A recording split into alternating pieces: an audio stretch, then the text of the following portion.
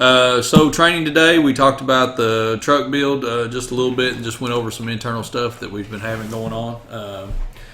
Just some hard parts, some new stuff that's out, and some stuff that's coming into the warehouse, the stocking. We talk a lot about the stocking parts that we have. A lot of times that we'll work into a stocking position with the company, and then the sales guys really don't know a whole lot about it other than the fact that they don't know when it's here, when it's not here. So it's good to have communication with them so they know what's on the floor. So when you guys call, they can say, hey, we've got this in stock, or no, we don't have it in stock. We talk about lead times. There's going to be a long holdback on something. Yeah, that leads us also to, if you call us and you ask us if something's in stock, that really is kind of a hard question for us to answer, because most of the time our guys will tell you, yes, we do have it in stock, because we ship from not only from ourselves, but we also ship from multiple locations. Very rarely, if ever, do we have a part that's not technically in stock. But now, if you're driving here to the shop and you want to pick something up, please be very specific with the guys that you get on the telephone and say, hey, I'm coming from Manchester, I want to pick this up. Do you have it in stock at your location? And our guys will always probably cross-check you and answer, are you coming to pick this up? So without further ado, shall we roll into the questions? I've got one. Do you want to talk about Dirty Diana update at all? Really not a whole lot more going on. We're just about, hopefully, to have the oil pan on the motor, and probably motor done about this time next week or earlier. Yeah, had to get a different oil pan. Had to get a different oil pan. We're waiting on some new fuel components because we want to dress up the engine a little bit better. Are we doing a new? What are they doing? A new rail? We're going to put a new rail on it. We've got lines coming from DePaco. DePaco's line of 5.9 lines is out, so those are on their way. Just the rail and things of that nature. If you want to follow the Dirty Diana build, obviously we're doing a lot of stuff on Instagram with it, or we actually have a page dedicated to it on the website. On the desktop site, you won't be able to find it on the mobile site. So good comedy if you're into comedy. It is good. And I like comedy. It's real. We're not BSing you and only showing the highlights. When the chuckleheads do something, or if they're having a hard time with it, or if it's just, it's not easy just throwing an engine together, and we're not making it look that way on a video either. So, all right, first question. You ready? All right. Justin Porter, given how the Huey system works on 7.3s and 6.0s, is it safe to assume you couldn't damage the truck by running it out of oil? Because the injectors would just quit firing when there isn't enough oil to fill the H-pop. Well, that's not true, because once you get low on oil, you're going to have a lack of lubrication or lack of oil to the injector. So the injectors technically are still going to be firing. With a decreased amount of oil, that's going to lead scarring of the barrel and plungers. That's usually what takes out the injectors. That's why you always see in most Ford manuals, one of the first steps in a trouble tree in a Huey injection system is verify the oil level of the engine. That's one of the first things that they tell you to do. So if you're having any type of concern, which is a fueling concern in a Huey system, most of the time in trouble tree, step one is check the oil. Curtis Gillis, actually, sorry, I skipped one. I'll get to yours, Curtis. Jason, I don't know how to say Jason's last name. What is the highest horsepower tune you would run on stock heads with a 2016 2500 6.7? We talk about this in transmissions too. You can pop a head gasket just on stock tuning. You can pop a head gasket by leaving your exhaust brake on all day. That's puts a lot of drive pressure. We actually had that happen a lot. Yeah, people call in with head gasket issues. Yeah, it's a lot of back pressure on the motor, and it can cost you a head gasket. So it can definitely be done at done at stock power level. So it's not really relative to the tuning that you run. It's relative to how you drive and what you use your truck for, and how you take care of your truck. Curtis, 2012 G56 6.7 Cummins, have been buying parts while deployed and have 150 horsepower injectors and an S467 with stock pump dual fuelers. What horsepower range should I be near, and would it be a good idea to get the torque shield for the transmission? What size injectors was it? 150. 150 injectors? That's big. I mean, with that's an S467. yeah, that's a big build. I don't know whose tuning that you're going to run there. You're probably going to be, I would say, anywhere between. I'm going to say you're going to be easily anywhere between 700 to 850 horsepower range. I don't think that should be a very hard number to reach. With, gonna be right the there. right tuning. With the right So tuning, the yeah. tuning would get you Yeah, there. absolutely. Okay. Yeah, you can have 150 horsepower injectors and S467 and make 400 horsepower. So Yeah, with crap tuning. yeah, with shit tuning. So All right, Nick Berry, 04 Cummins, 600 miles on a rebuild. Fuel system is brand new with fast. Injectors are full of metal. Is it possible the new CP3 has failed? Cannot track it down.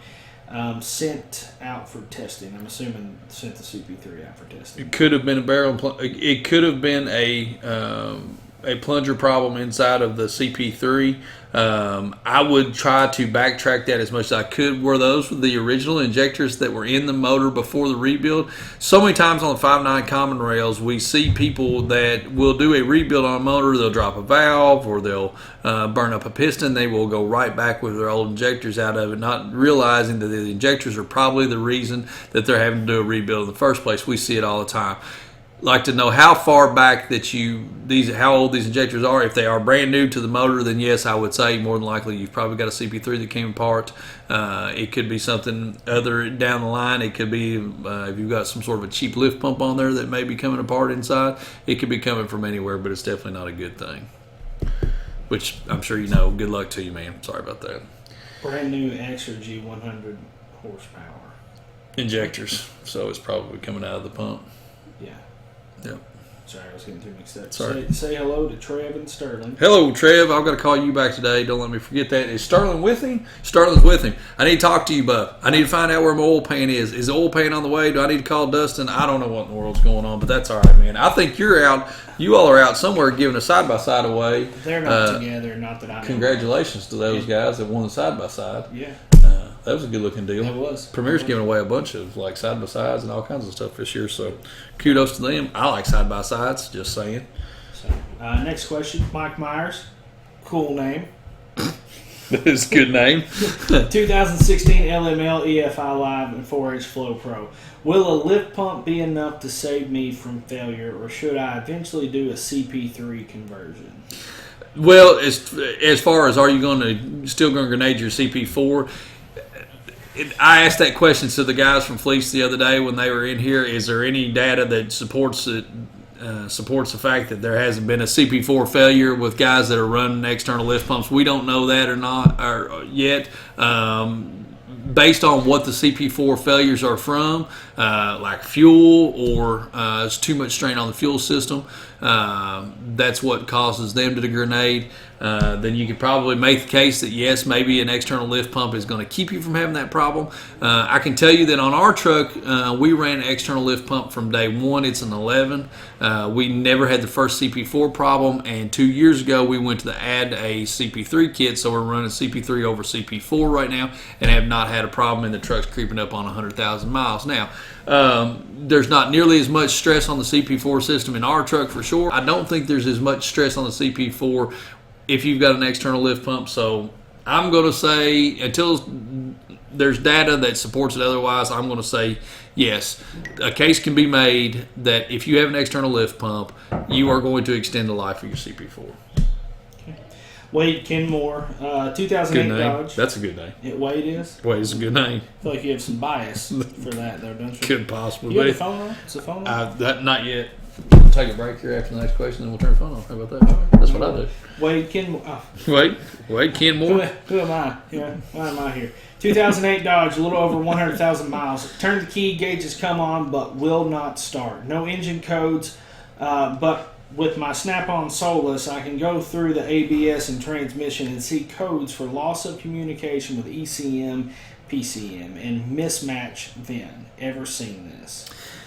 It can happen in a couple of different cases. If you've tried to tune and you've tuned it with the wrong VIN, it can cause this. It could be as simple as a ground issue. I remember one time out in the shop, we had the exact same thing go on, and on the 07.5, 08, and 09 trucks, underneath the driver's side, mud flap area where the door seam comes down, there's a bell trip connector that's the main wiring harness connector that goes back into the engine bay.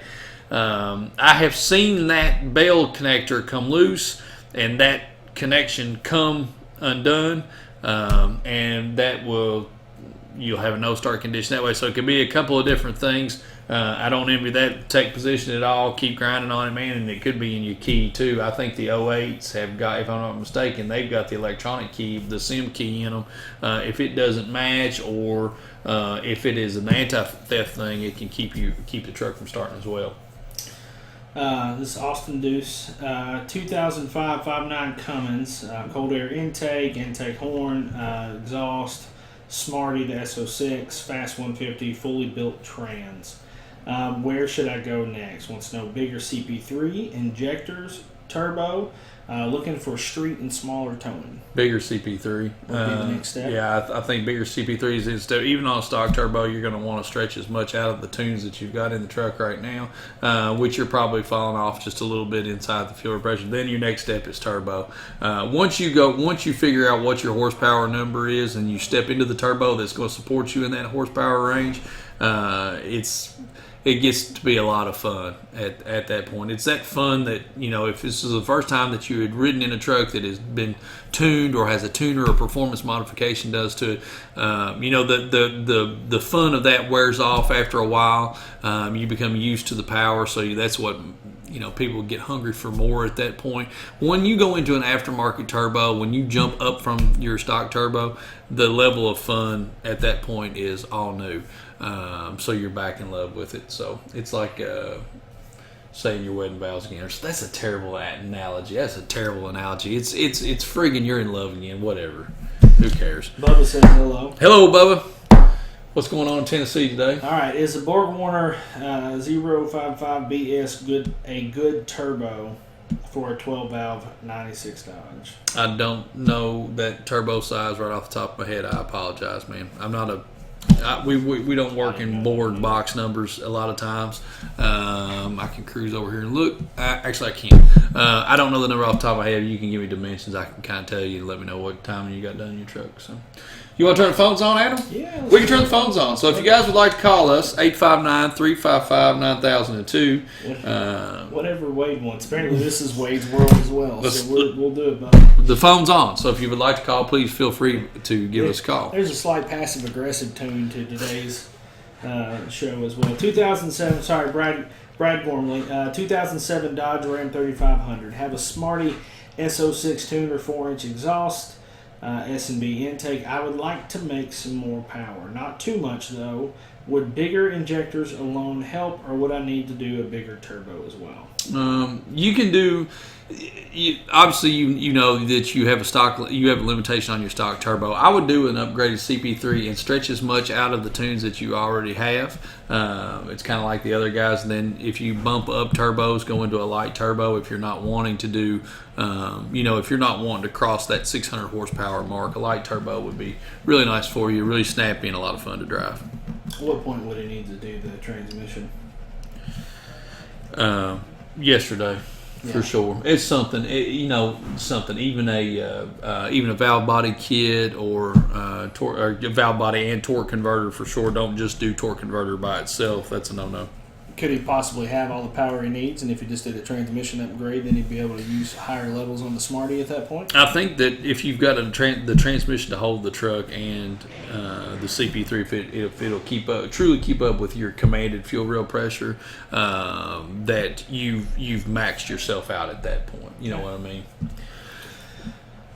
Matt Hartman. Sorry, Matt. Thoughts on Banks iDash? Will it work for a 97 12 valve for pyro boost and trans temp?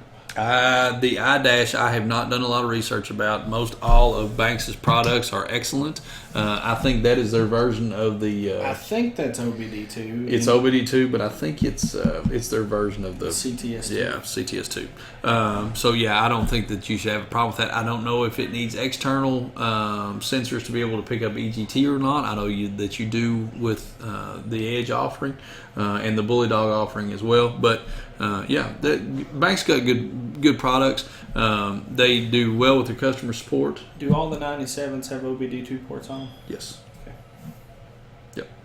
It's the 95s. It's at 95 when it comes in question. I couldn't remember if it was. Yeah. Okay. Justin Porter has another question. Justin Porter. 2 questions, actually. I actually really like this one. You ready for it? Let's go. What motor would you pick if you wanted one designed with the longest longevity in mind? And 2, if you were going to pick a diesel production car to build, what would you pick? Purpose would be daily driver with enough power to have a bit of fun. So let's answer the first one first. The longevity of the engine. And then I'm a we'll Cummins man. Yeah. I think that. Which one? Would you do 12 valves? I think any of them. The inline 6 design to me is the way to go. It's easy to work on. I also consider longevity not only not having to work on the truck, but longevity to me is your ability to work on the truck seamlessly and be able to get yourself up and running. I think that both working on the truck and not having to work on the truck combined create longevity to me. That's my way of looking at it. Now, you've always picked the Cummins. Anytime we've had this, you've always picked it, and the main reason why is because of how much easier it is to work on. Absolutely, absolutely. Now, a motor that you're not going to have to touch, honestly, the new Scorpion motor from Ford. Well, of course, it's not new; it's been out since 2011, but. Damn, that's a good motor. We haven't had any issues. You know, there's a few issues that the guys are seeing in the field, and I try to keep on track with that pretty well. That's pretty much one that you never have to touch. And the Duramax motor is one that you usually don't have to touch until 100,000 miles, and then it's just relative to what motor you have and what you have to do. So, I don't think there's a bad motor out there. I think ever since 2010, we're past the bad motors. It's okay. Yeah. And right, if I was going to put a diesel in a car, let's reread this question and we can answer because this could actually be really fun. Okay. All right. If you were going to build or pick a diesel production car to build, what would you pick? Purpose would be daily driver with enough power to have a bit of fun.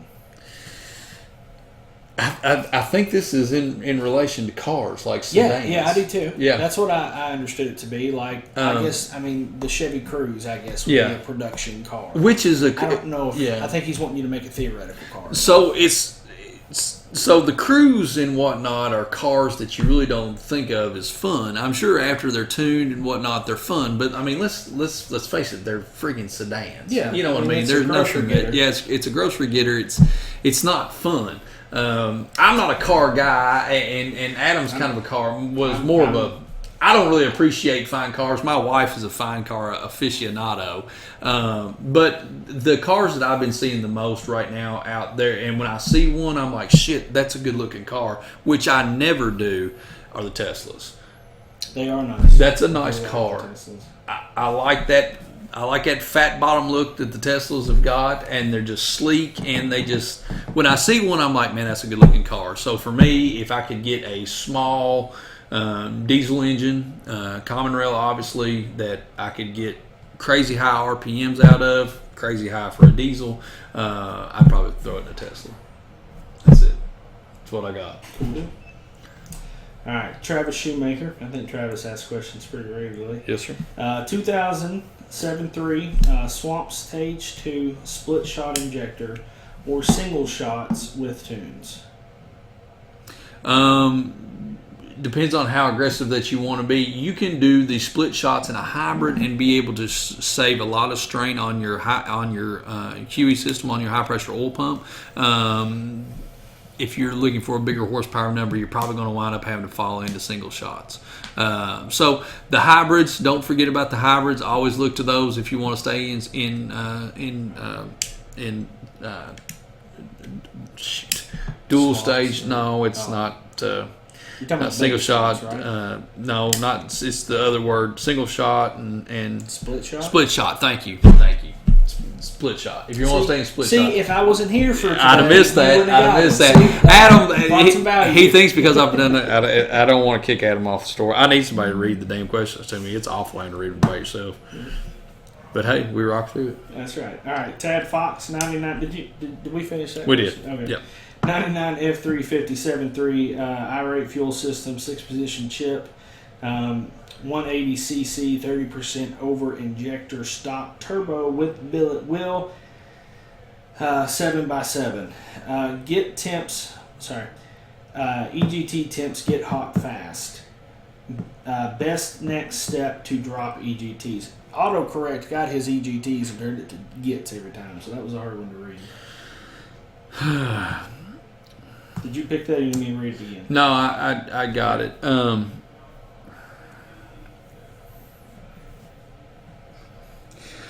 I'm trying to think if your EGTs are, if they're lending themselves to, you're racking up on EGTs because of lack of boost. If the turbo is, even with the wheel that's in it, even if you're just not getting enough boost on bottom end. So I'm wondering, and I don't know what kind of an EGT drop you'll get from this, but it's probably something that needs to be done.